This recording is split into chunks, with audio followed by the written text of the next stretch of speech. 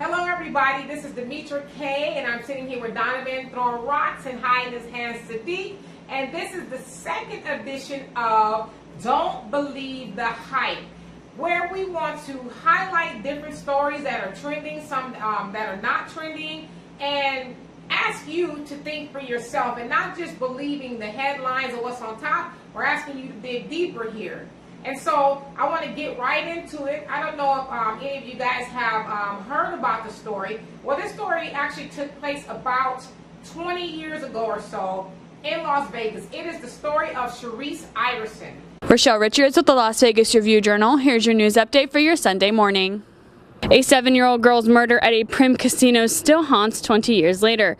Jeremy Strohmeyer lured 7-year-old ShareseIverson into a bathroom where he sexually assaulted and slowly strangled her before snapping her neck. The case started a national conversation on casino security and if casinos should provide childcare. Strohmeyer is serving a life sentence without the possibility of parole.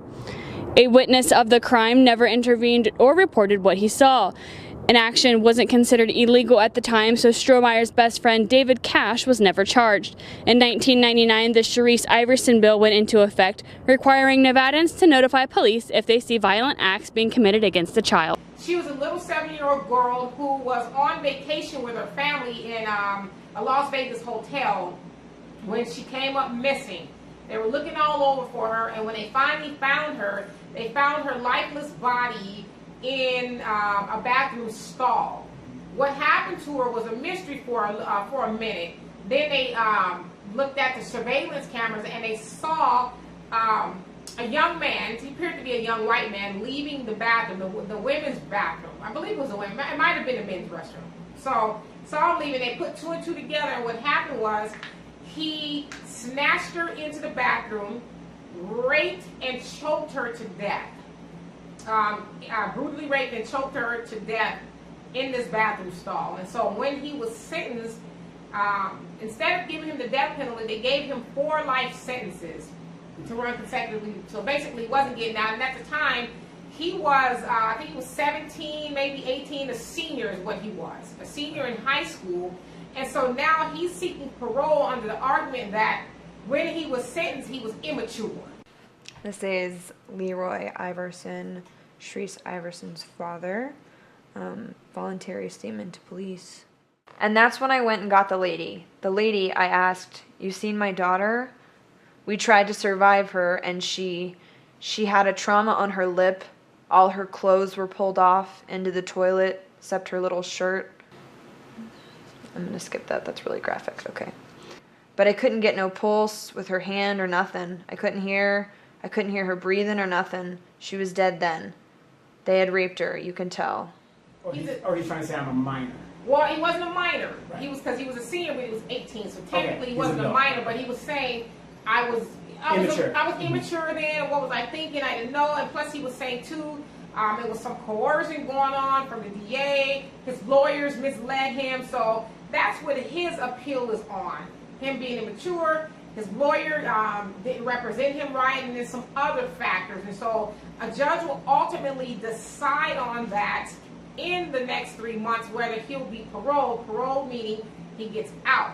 Again, he's serving a 4-term life sentence. And so I guess to me the question is, will he get out? Because in the last couple of months we've seen plenty of, I'd say white offenders especially, do the most heinous things to people and get no jail time or 3 months or something like that. Comparative to the average Joe cis-het black person, Mexican, where we get life. And they jaywalking, get life, you know, or whatever. Because now, obviously, I'm being facetious, but in comparison, that's kind of what it is. I can't remember the guy. He's a white kid as well. He raped. I can't remember who it was. He raped a student that was drunk or something. Okay. And I believe she was black as well, if I'm not mistaken. But the judge said, well, I don't want to ruin his life. Yeah, okay, that was at a college thing up in Stanford or one of those ones? Yes. The judge didn't want to ruin his life because he's from an affluent community. And he's from an affluent community and all these other things. And so He only ended up serving 3 months. Right, and a black guy did this, similar thing. He was an athlete. Yeah. And they gave him like 8 years or something. And I think the one you're talking about as far as an athlete is the one that was actually falsely accused. Right. And he did like 10 years or something like that. And the girl, like they tricked her, I guess, set her up rather.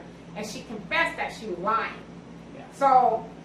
And of course, the guy's life is ruined. So right, because he was supposed to get a big football scholarship and all that other stuff. It didn't work out for him, but so yeah, we have what we call these unfair sentencing. And I'm saying this: I don't think he should get out. I think he should serve every moment of that sentence. If he lives 4 lifetimes, I think he should serve 4 lifetimes, because I don't care how immature you deem yourself to be.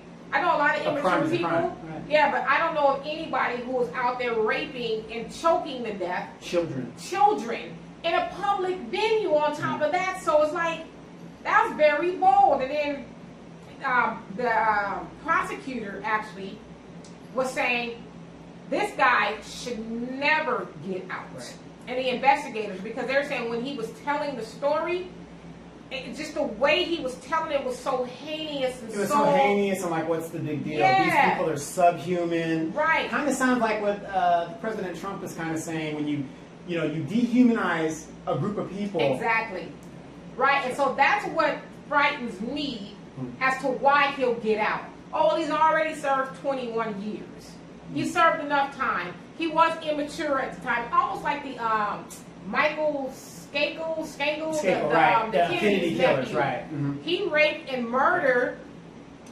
He raped and murdered some girl in the neighborhood, a 15-year-old, and did he get out? He did get out. Yeah, and they were, well, at the time, matter of fact, they didn't even charge him at the time. It was 30 years later, and then I think they finally did convict him. Right.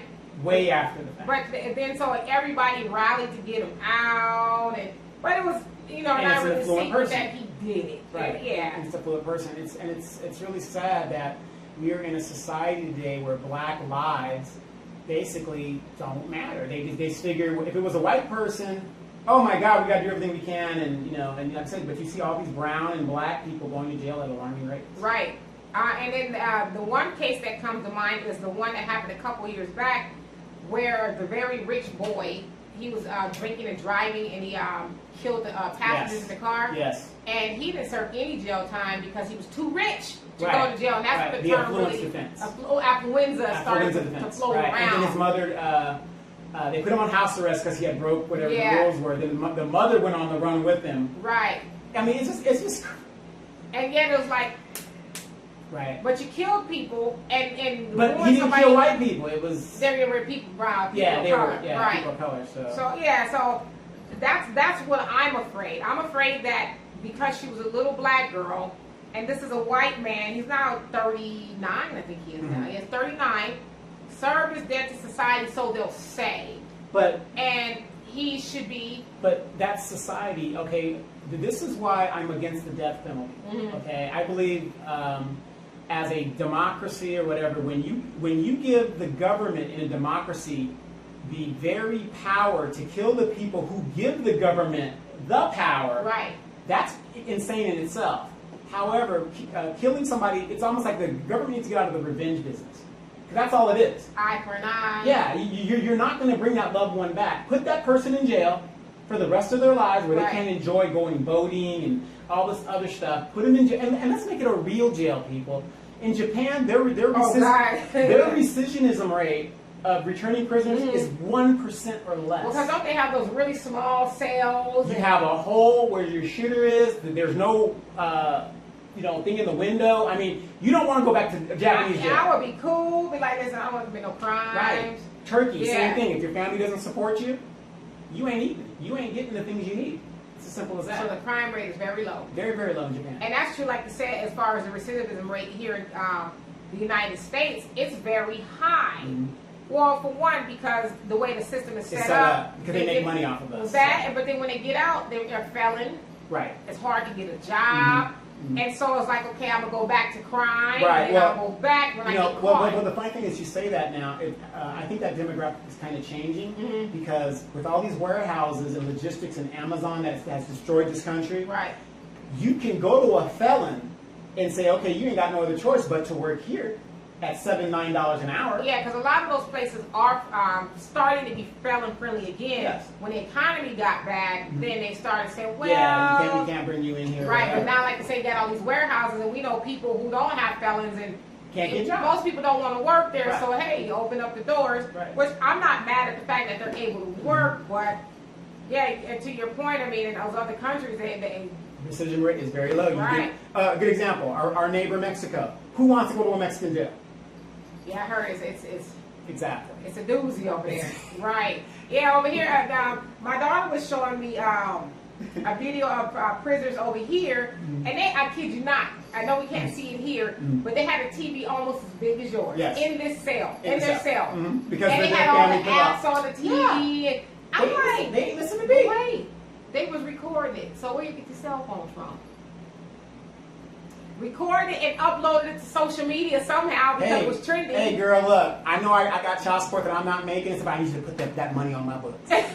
I want to be comfortable in jail. So, girl, you know I love you. You know, you gonna get the 3 hots in the cot. You know, ain't messing with me. But that's what we really need to do is start doing that. But see, like you said, there's a system set up to where they don't want to do that, and because they make money out of us if we're in jail or out of jail. Right. One way or the other, they're going to make money because the prison industrial system. One of Hillary Clinton's biggest boosters was the prison industrial complex. I mean, she set it up perfectly, didn't she? It's all them super predators. And exactly. And yet, three strikes, her and her husband. Black women are on this bullshit right now, talking about we're the difference in the elections and we're doing that. But look who you're supporting. Who's the difference? Yeah, but look who you're supporting. You know, they use the example of the Doug Jones election. Yeah. Look who you're supporting in regards to, because she's a woman. Now, don't get me wrong. If you want to support a woman because she's a woman, that's your right. But I think that you should do a little bit more research. I don't support somebody because they are black. As you know, I'm not a Barack Obama supporter. Right. I support him being the first black president and what he tried to do because I understood why he was put there. We were in the revolution. The country was in free fall. They said, we got to do something different. Let's put this Negro up here and watch what everybody does. And everybody stopped. Because everybody remembers Occupy Wall Street. Yeah. When Obama got elected or nominated, all of that stopped. Right. And that's why he was put there. Look at his cabinet. His cabinet was all picked by Wall Street. True. Very true. And he didn't do a damn thing for black people in the 8 years he was And it's funny because I was having this conversation with somebody last night who said because of and this is a black man, because of Barack Obama, people looked at him differently. And they thought how, and I'm paraphrasing, but well-mannered and educated he was. And I said, well, he's smooth. The brother's smooth. I said, well, who is they? Right. Who are they that are looking at you differently because of Barack Obama? Right. And then he was having a hard time trying to say, I kind of got where he was going. Now white people respect him now as a black man. And I'm like, I've never had nobody do that to me. Now I have had white people come up to me and say, or different people, well, you're very articulate. Yes. But it didn't have nothing to do with Barack Obama. Why aren't you working? Like he was almost trying to say, because of Barack Obama, they know that we ain't all, low brown Negroes. Right, we're not all from the hood. Right, and I was like, get out of here with all that. But to your other point about Barack Obama, he pardoned people and commuted some sentences, and I had this argument with the same person last night. He said, well, Barack Obama did do stuff for black people. I said, he didn't do nothing for us specifically per se. Tangible. I said, look at all the Black Panthers that are still in prison when it's been debunked that they were guilty, COINTELPRO and all the evidence, but yet these people still sit in prison. I said, you still have somebody like Assad Shakur who still got political asylum in Cuba. He could have said, you know what, wipe it all clean. We hear about somebody like Trump who's I'll do what I want. That D'Souza guy, the Obama conspiracy. And what about that D'Souza guy? He admitted to wrongdoing. And you know how many people I have, especially my white friends on Facebook, they'll send me his stuff. Oh, you should look at this. I'm like, come on, I don't know who that is. George Arpaio, a judge sanctioned him because he was targeting Hispanic people. Yeah, and he was like unapologetic about it. And in contempt of court. Right. Trump is actually pardoning people who are guilty. Right, and so to tie that into your ShareseIverson, the little 7-year-old that was murdered, I forget, it's Jeremy Strohmeyer was his name. Somebody who looks like him will probably parole him. Oh, okay.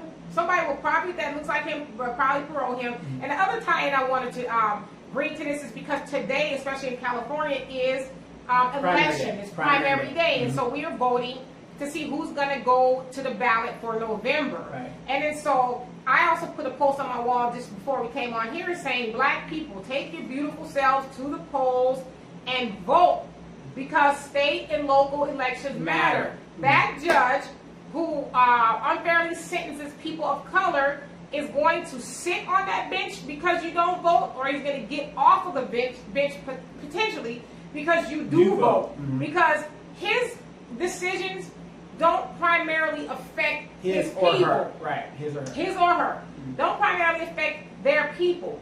Their decisions more than likely affect our people. So in your words, when Ray and Pookie go to the courthouse for something small, dime or a nickel bag of weed, that judge may decide, you know what? You need to give me 10 years. You know what I mean? But somebody like them come up there, well, you know, it's a low-level offense. You know, it's going to be legal in a couple of years anyway. Yes, you know, I smoked weed when I was a kid too. Little weed never hurt nobody. Right. But so there's a lot of things that we can do as Black people to stop that from taking place.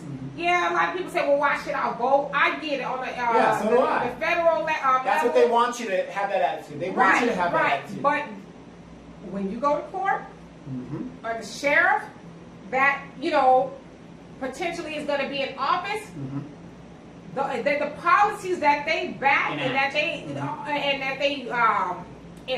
what do you call it? They enact, that affects us.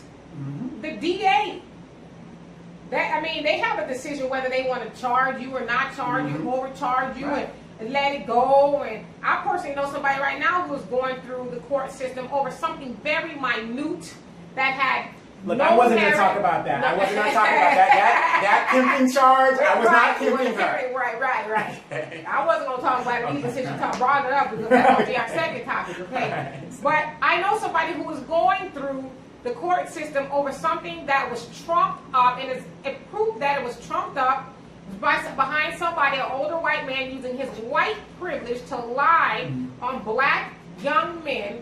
And they're going through the system. Now, they're not looking at jail time, but they're looking at getting a misdemeanor. Right, and the some DA fines. wants to stick something and wants them to pay this man restitution for something they didn't do to him. All because he picked up his phone and lied on them. They have video and everything. The man is a complete liar. But the DA, who I am not voting for, that would be Mike Hester. Mike Hester. I'm not voting for, because he has this thing where he's tough on crime. And I know under his watch, his regime, he is trying to do this to this person I am speaking of, instead of saying, there's nothing here.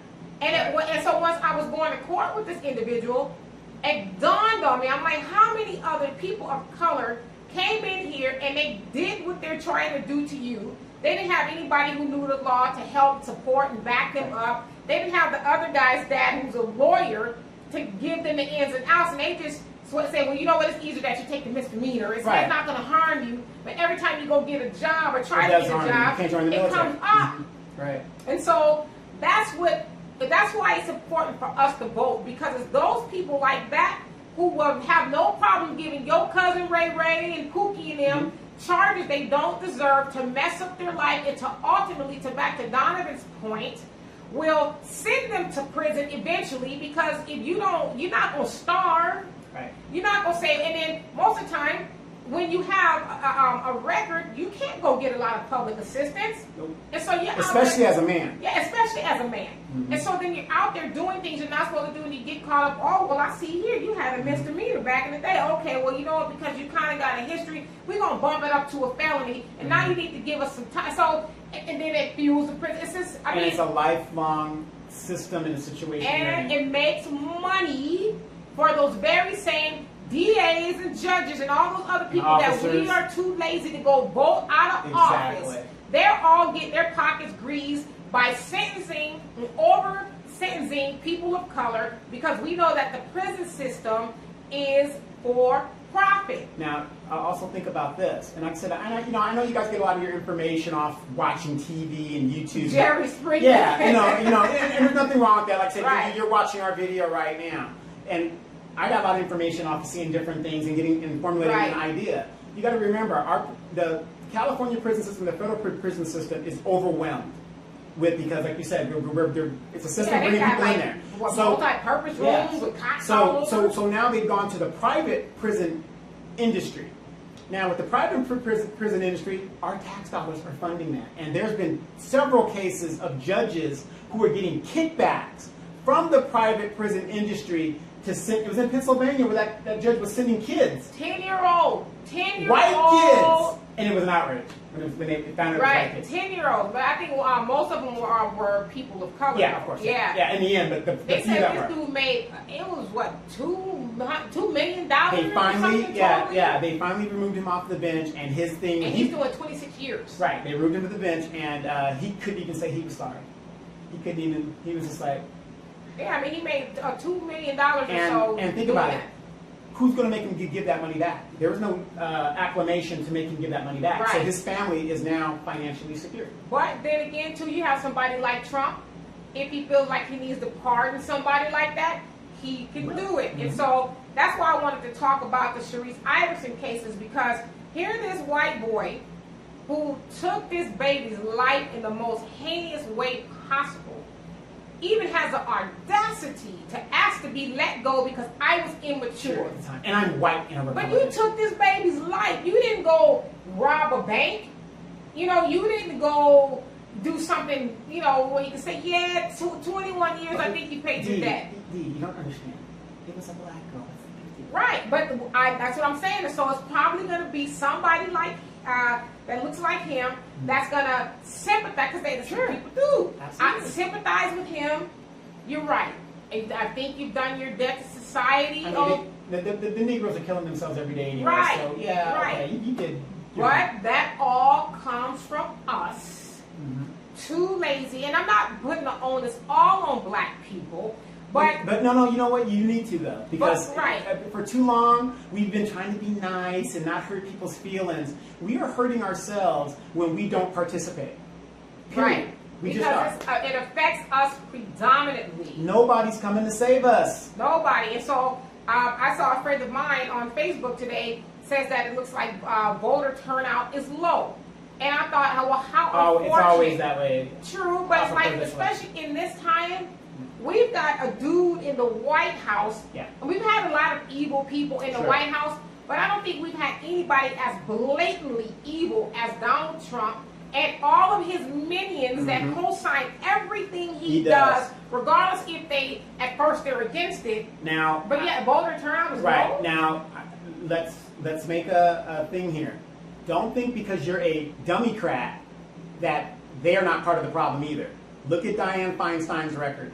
This woman votes overwhelmingly the Republican agenda. She is a Republican disguised as a Democrat. She's voting her money. Exactly. She's voting what's going to get her the most money. Exactly. And I was telling my daughter that because we still got to go vote, by the way. We've just been running around.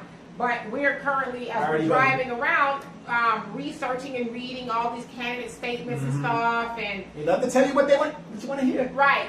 And I'm like, well, we got to be careful. And I was telling her that a lot of these people masquerade as, like you said, a Democrat, but they really vote Republican to follow the money. How's that you go in office and you're damn near broke and now you're a millionaire, 10 times over. Right. They're telling you right now. Like I said, the Democrats are great at telling you who your leader is going to be. They're trying to gin up this Kamala Harris. When Kamala Harris was here in California as the Attorney General, and there was a couple of racial situations, she sat on her ass and did nothing about it. And Kamala Harris will not get my vote.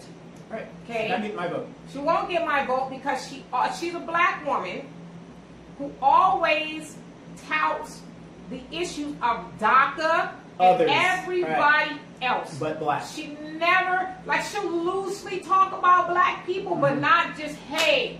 Yes. I agree with Kaepernick. He's right. We need to stop police brutality and the injustices against black people. And when I take myself to Congress, I'm going there with a bill saying that we need to get these people right. But she don't never talk She like will that. leave is another one. All she's talking about is DACA. Aunt Maxine, all she's talking about is DACA. Well, and I saw a teaching. video where somebody asked her about reparations.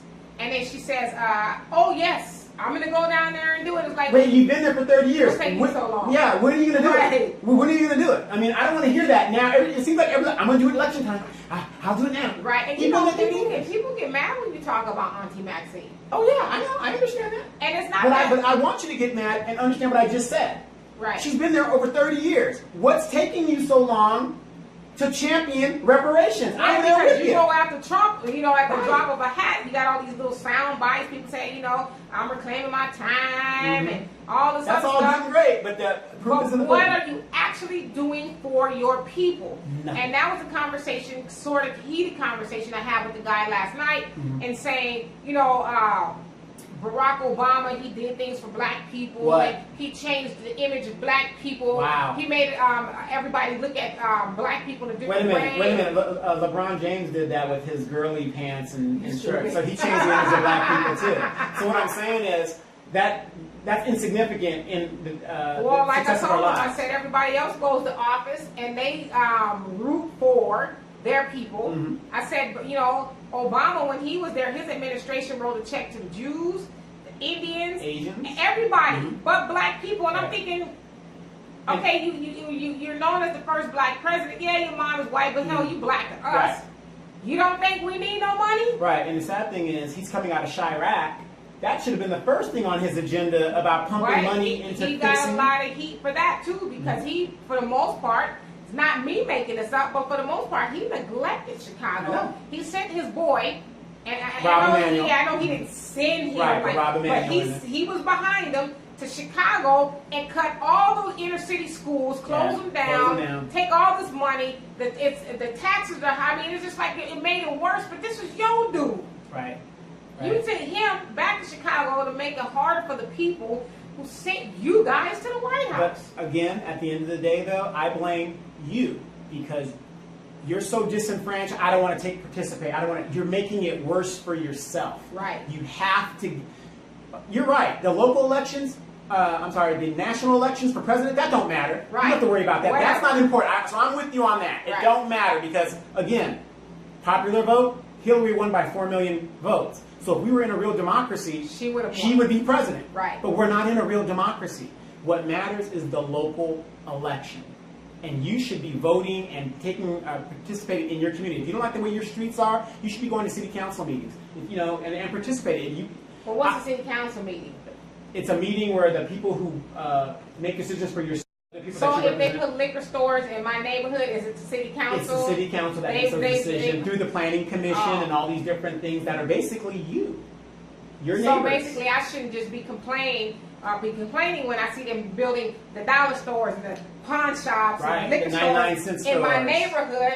I should get up and go be active and let them know. Or go down to City Hall. You don't have to wait for the city meeting. You can just go down to City Hall and, hey, I want to talk to my representative, blah, blah, blah. Email a letter. There's so Or many things maybe you can take a group of people with you Yes. from the neighborhood and say, okay, well, if you guys decide to let whoever build a liquor store for the 10th do. I want a time strip club over here. in our neighborhood, me and these people and other people are going to make sure they don't get one dime of our money. Exactly. So you guys might want to ask those people who are never black people to go put that liquor store or that thing that we don't need anymore of in their neighborhood, because we don't shut them down. We're not giving them no money. Right now in Moreno Valley, on the east side of our city, there was a liquor store going to be put up in the affluent side of the city. I know they shut that down. And they sure did.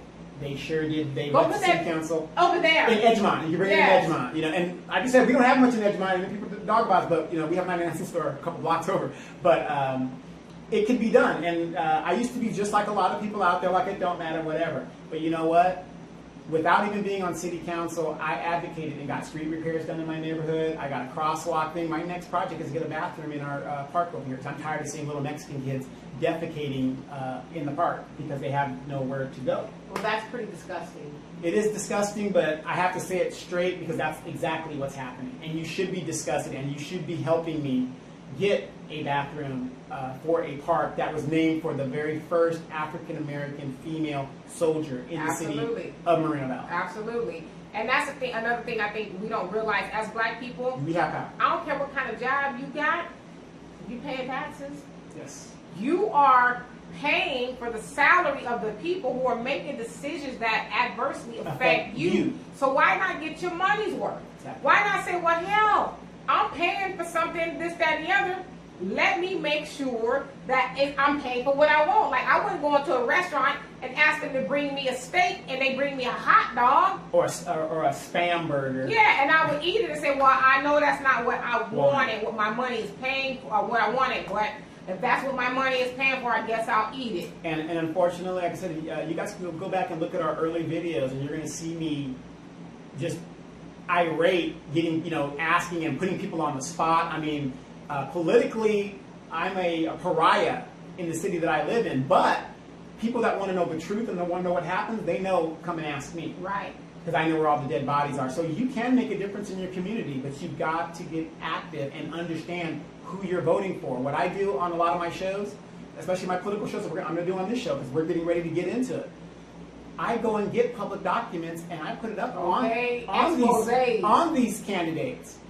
And I'll tell you right now, we have a congressman, his name's Mark Chicano. Every time he comes into town from Washington, his chief of staff contacts me and lets me know where he's going to be meeting at, what he was doing in Washington, and what he's been doing for the district. And I report that to my neighbors. But that only happens because you're very influential, not just influential, but you're active in the neighborhood. You're not just one of those people, well, you see me every 4 years. Yeah, why they building something over there, we don't want it, but what are we going to do now? Right. You're actually out there saying, hey, I'm going to hold you accountable if you're not doing what you say you're going to do. So the next time we go to the polls, I'm going to make sure people know who you really are.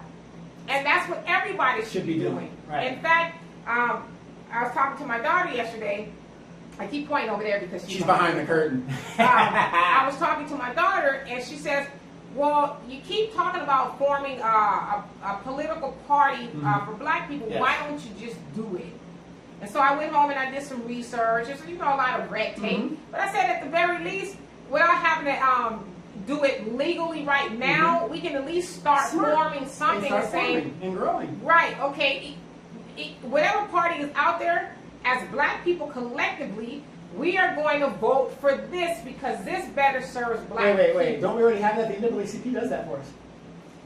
Well, they tell us to vote Democrat. Yeah, of course, Democrat. And we know that a lot of times. And then they'll give us things to say, go talk to this person about that. No. See, we need to get away from this two-party system, as you always talk about the two-party system of. It's not working. I'm saying this, and I'm saying this, but we're both doing this. Right. So we just, we got y'all so wrapped up And into the thing these is, parties. and the thing is, when you're awake and you see what is going on, right, and you really see it, you say, "Wow, this is really messed up."